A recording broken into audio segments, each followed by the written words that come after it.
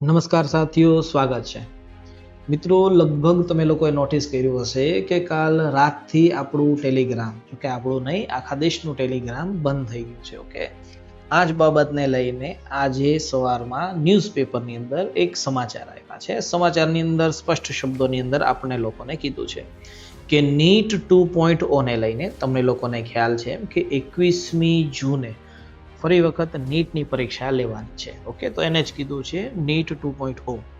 તો 21 તારીખે આ પરીક્ષા હોવાના કારણે આજથી અથવા તો કાલ રાતથી દરેક ટેલિગ્રામ ગ્રુપ્સ, ચેનલ અને પર્સનલ જે પણ કોઈ વ્યવસ્થા છે એ સરકાર દ્વારા બંધ કરવામાં આવી છે।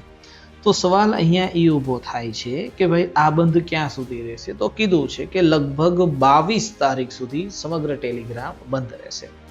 જો કે મૂળ રૂપથી આ ટેલિગ્રામ 30 જૂનથી બંધ રહેશે।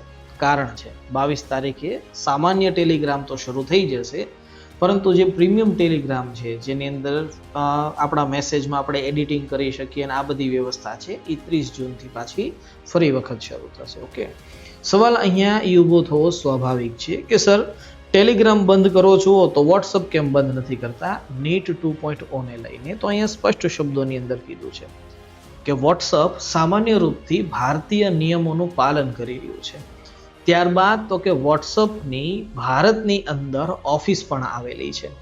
ભારત સરકારની જે ગાઈડલાઇન્સ છે એના આધારે આખું વોટ્સઅપ રન કરે છે। બીજી વસ્તુ, વોટ્સઅપની અંદર એ ફીચર્સ હોય છે કે એ આપણા નંબર, આપણું લોકેશન, આ બધી જ વસ્તુનું ધ્યાન રાખે છે। જ્યારે ટેલિગ્રામની અંદર આ દરેક વ્યવસ્થાનો આપણને અભાવ જોવા મળે છે। કોઈ પણ વ્યક્તિ ચેનલ ક્રિએટ કરી શકે છે, કોઈ પણ વ્યક્તિ ગ્રુપ બનાવી શકે છે, કોઈ પણ વ્યક્તિ જૂના કોઈ પણ મેસેજને એડિટ કરી શકે છે અને જે એડિટ કરેલો ટાઈમ હોય છે એ ટાઈમ ત્યાં નવો નથી બતાવતા, એની બદલામાં જૂનો એડિટિંગ મેસેજ જે છે એ બતાવે છે। ઓકે, તો આવા ઘણી બધી ટેલિગ્રામ્સની અંદર લેક છે। બીજી વસ્તુ, જે નીટનું પેપર લાસ્ટ ટાઈમ ફૂટી ગયું હતું એનું સૌથી મોટું રીઝન હતું ટેલિગ્રામની અંદર આ નીટનું પેપર સૌથી વધારે જે છે ફોરવર્ડ થયું હતું અથવા તો સૌથી વધારે શેર થયું હતું। આને જ લઈને ટેલિગ્રામની અંદર ઘણા બધા ગ્રુપ્સથી લઈને દરેક વ્યવસ્થા બનાવવામાં આવી હતી। એટલા માટે અહીંયા જે છે કહે છે કે ભાઈ અમે ટેલિગ્રામને બંધ કરવા જઈ રહ્યા છીએ, વોટ્સઅપને બંધ નથી કરવાના।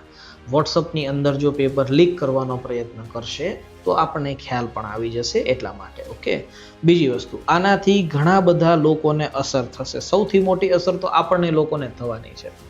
તો સ્પષ્ટ શબ્દોની અંદર કીધું છે સરકારે કે જ્યાં સુધી ટેલિગ્રામ બંધ છે ત્યાં સુધી આપણી પાસે જે વ્યવસ્થા છે, અર્થાત ઇન્સ્ટાગ્રામ છે, વોટ્સઅપ છે, યુટ્યુબ છે અથવા તો ગૂગલ ડ્રાઈવ છે, જેની અંદર આપણે આપણો ડેટા શેર કરી શકીએ છીએ, બોલે કે એનો તમે લોકો ઉપયોગ કરી શકો છો। બાકી વધારે માથાકૂટ નહીં કરતા। જે પણ કાંઈ ટેલિગ્રામ છે એ 22 જૂનના રોજ ઓપન થવાનું છે। ઓકે, અને હા, એક ખાસ સમાચાર પહેલીવાર ભારતીય ઇતિહાસની અંદર થયું છે। શું?